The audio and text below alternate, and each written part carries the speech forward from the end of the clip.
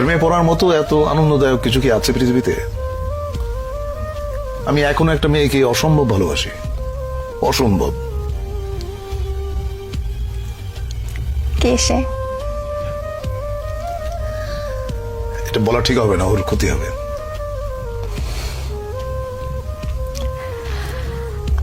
আমরা কি চিনি? চেনো হয়তো।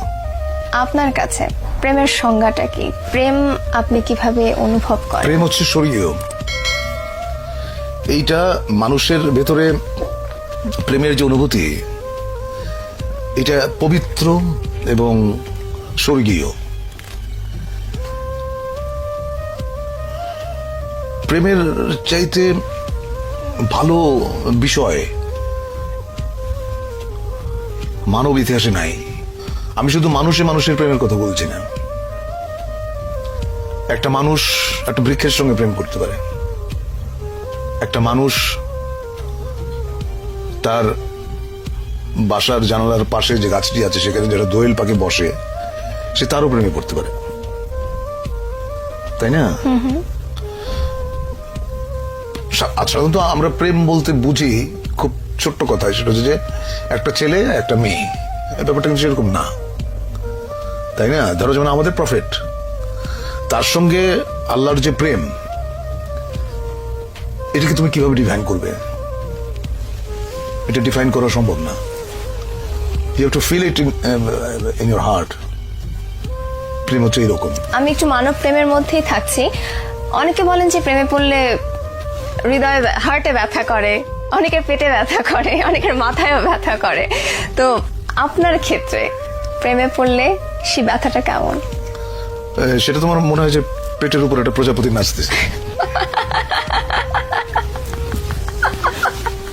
এবং প্রেমের ব্যথার মতো এত মিষ্টি ব্যথা বোধহয় পৃথিবীতে নাই। তো প্রজাপতি নাচলে কেমন লাগে সেটা একটু আপনার কাছ থেকে শুনি।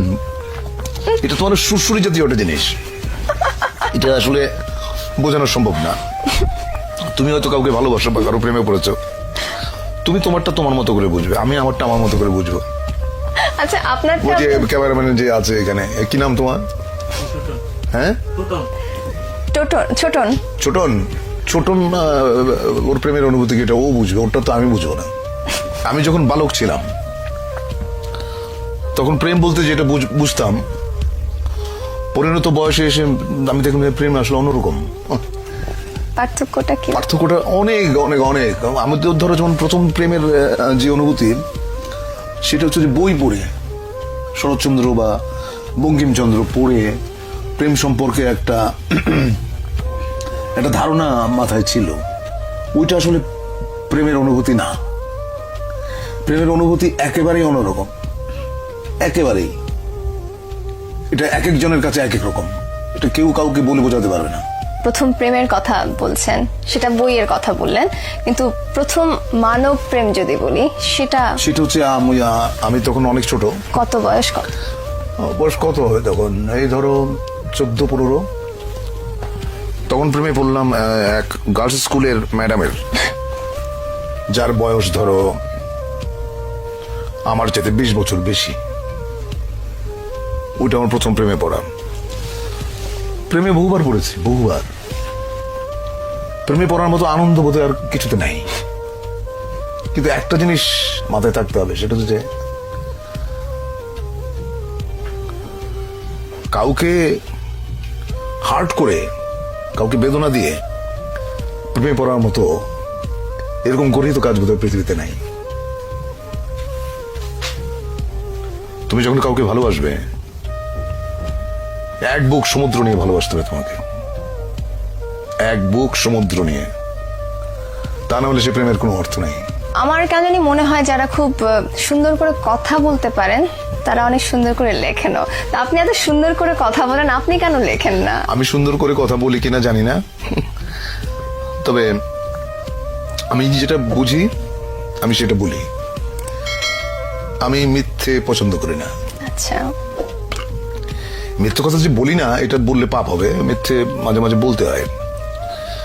এখন একটা মেয়ে দেখতে হয়তো অত ভালো না, সে হয়তো জিজ্ঞেস করলো যে আমাকে কেমন লাগছে তা আমাকে বলতে হয় চমৎকার। এটা মিথ্যাচার না, এটা একটা মানুষকে তুমি যখন আনন্দ দাও এর মধ্যে পুণ্য আছে, সেই পুণ্যটা তুমি অর্জন করলা। আপনার প্রেমে কতজন মেয়ে পড়েছে যদি প্রশ্নটা করি? সেটা তো আমি বলতে পারবো না, সেটা মেয়েদের জিজ্ঞেস করতে হবে। আপনার কাছে কেউ এসেছে এরকম কিছু বলে? আমার যদি এখনো ফোন আসে এবং অদ্ভুত অদ্ভুত কথা। কেমন? একটা মেয়ে একদিন ফোন করে বললো আমাকে বিয়ে করেন। আমি বললাম তোমার বয়স কত? ও বললো যে আমার বয়স 22। আমি বললাম যে আমি তোমার ঠাকুরদার বয়সী, টেলিফোন রাখো। এখনো প্রচুর ফোন আসে এবং আমার খুব মানে খুব অদ্ভুত লাগে যে এটা তো বিয়ে করার বয়স না।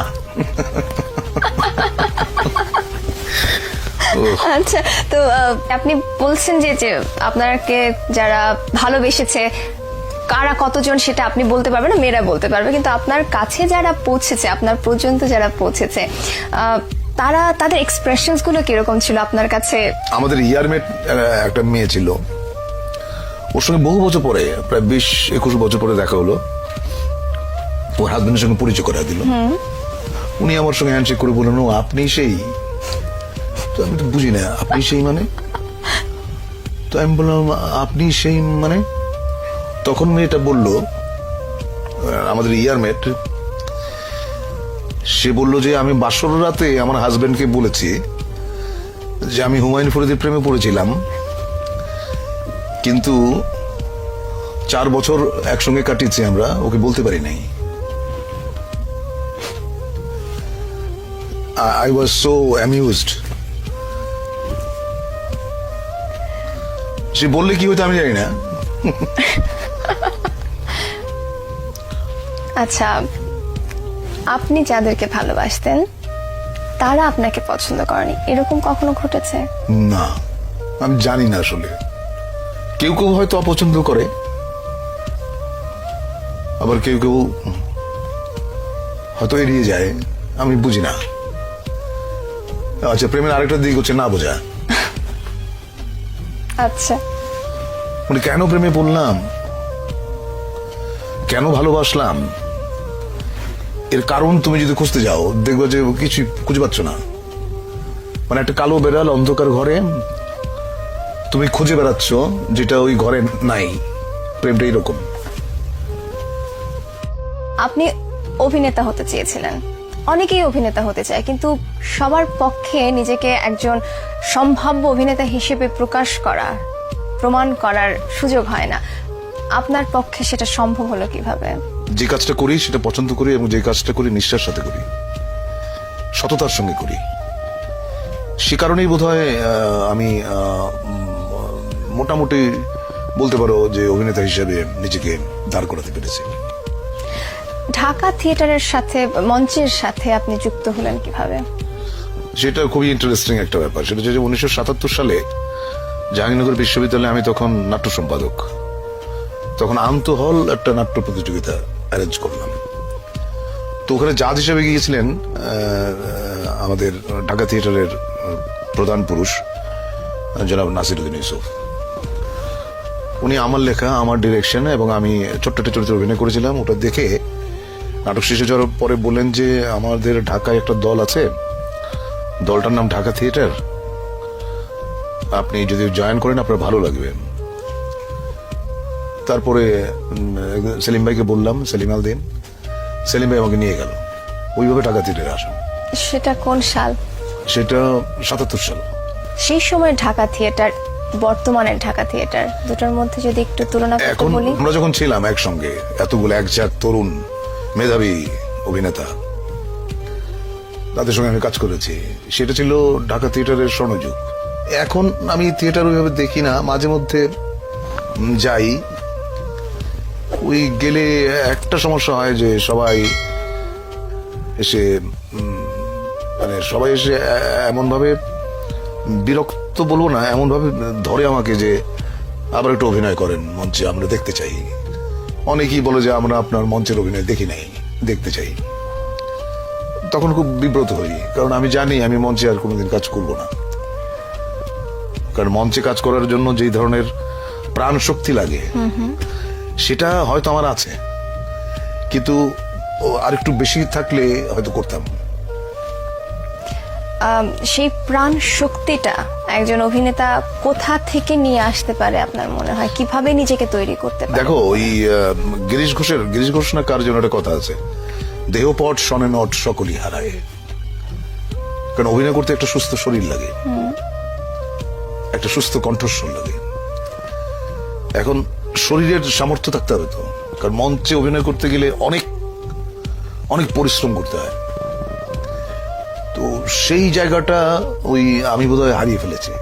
আমার মনে আছে কেরামত মঙ্গল নাটকে আমার একটা এপিসোড ছিল প্রায় 40 মিনিটসের, মানে এক নাগারে সংলাপ বলে যাওয়া। এবং তখন তো মহিলা সমিতিতে তোমারই ছিল না, এই এয়ার কন্ডিশনার ছিল না, প্রচুর ঘাম হতো, এবং আমার 1 থেকে 1.5 পাউন্ড ওজন কমে যেত প্রত্যেকটা শোতে, এত পরিশ্রম। মঞ্চে কাজ করার সময়, সেই সময়টা, যে সময়টা আপনি স্বর্ণ যুগের কথা বলছেন মঞ্চের, সেই মুহূর্তে, সেই সময়ে টেলিভিশন এবং মঞ্চে কাজ করার একটা কম্পিটিশনের একটা বিষয় চলে এসেছিল। আপনার সাথে যারা কাজ করছিলেন মঞ্চে, আপনার থেকে কম শক্তিশালী যারা অভিনেতা, তারা টেলিভিশনে গিয়ে অনেক আলোচিত হয়ে উঠছেন। তো এটা কখনো আপনার মধ্যে দ্বন্দ্ব সৃষ্টি করেছে? না, কখনোই না।